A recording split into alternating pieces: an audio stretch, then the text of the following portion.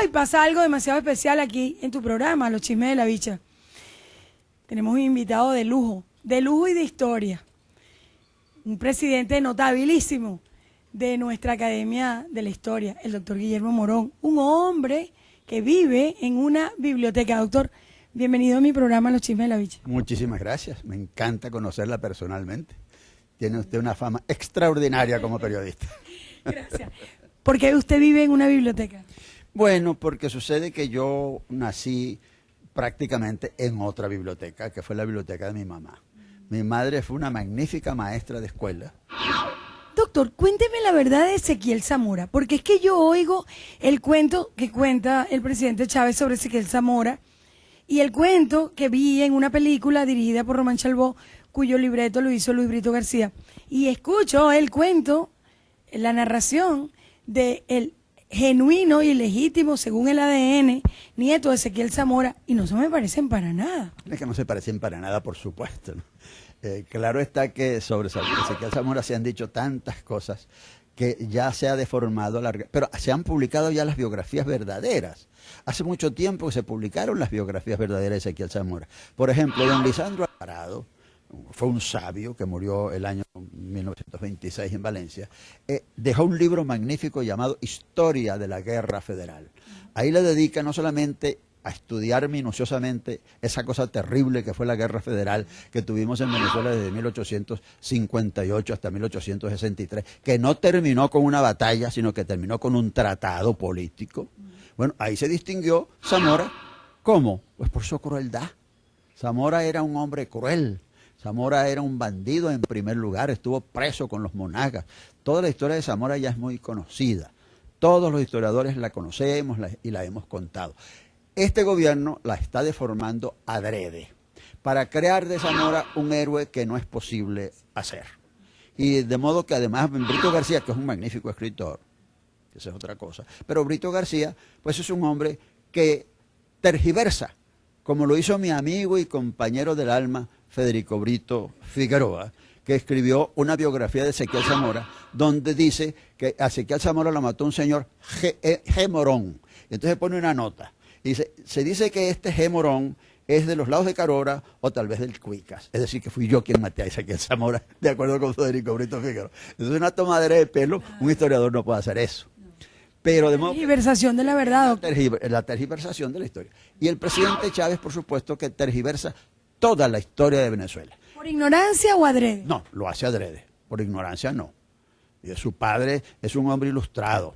Y él fue apropiadamente educado. Yo no creo que sea por ignorancia. Lo hace a propósito. Bueno, como se hace en todos los países comunistas. En Rusia, por ejemplo, el estalinismo, bueno, la enciclopedia soviética se cambiaba de acuerdo con las circunstancias. Bueno, en Cuba, bueno, la historia está totalmente transfigurada y deformada. Y lo mismo ocurrió en la época de Mao Zedong en China. De modo que ahora en Venezuela se está haciendo también una transformación. Y lo peligroso del asunto está en que no solamente se transforma desde Miraflores, sino que están haciéndose los libros. Se escriben libros para desfigurar la historia de Venezuela, que son los libros que se están mandando, según tengo entendido, a las escuelas.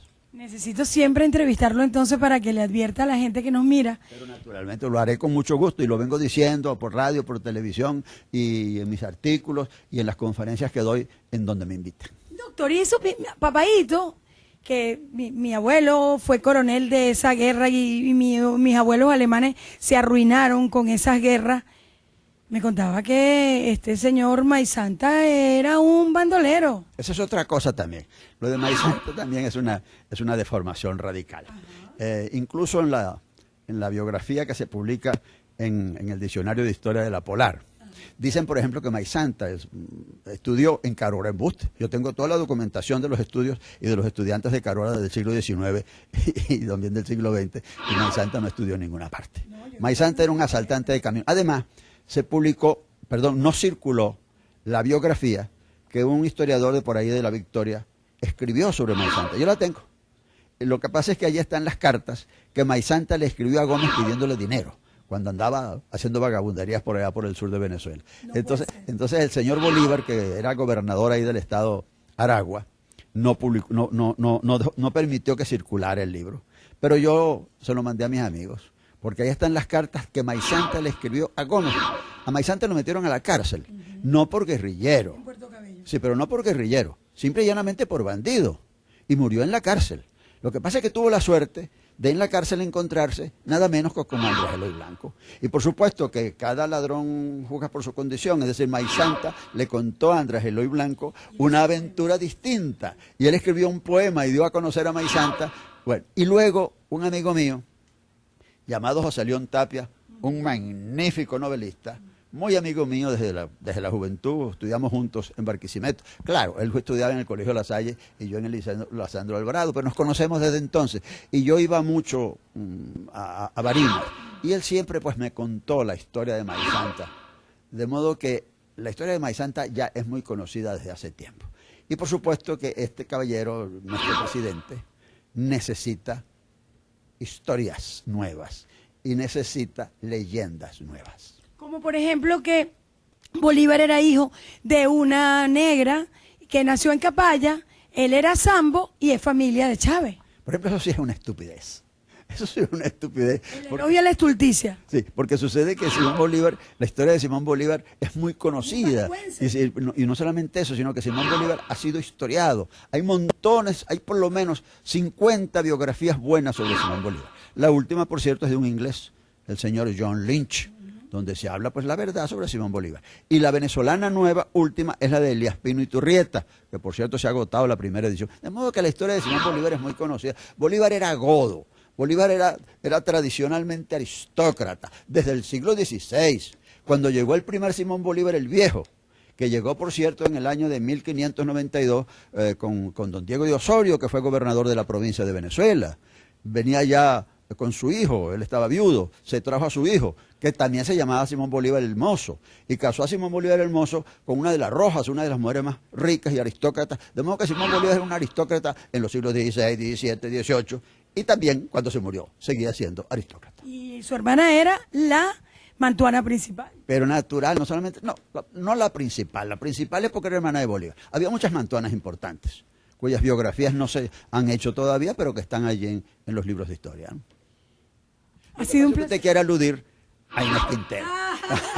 Sí, mi favorita. Y a mí me parece muy bien que nombremos a Inés Quintero, porque Inés Quintero es una magnífica historiadora, que está haciendo historias extraordinarias de esa época, de finales del siglo XVIII, principios del siglo XIX, Marqués del Toro. el Marqués del Toro, etcétera.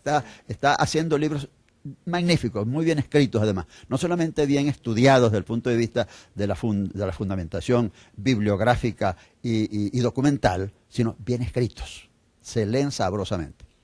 ¿Será que usted me promete que yo lo puedo volver a entrevistar? Con mucho gusto cada vez que usted quiera. Usted me llama y si tengo buena salud, voy a donde usted me diga o viene usted a mi casa. Será un placer y muchísimas gracias por haber venido a mi programa. Gracias a usted. Bueno, es que me he quedado así, speechless. Y tú no te apartes de nuestra sintonía, después de este breve corte vienen las 5 preguntas que se hacen todos los venezolanos, como por ejemplo, ¿cómo se hace con tanto embuste histórico que están tratando de meterle a uno? Tirarlos a la basura. Ya vuelve La Bicha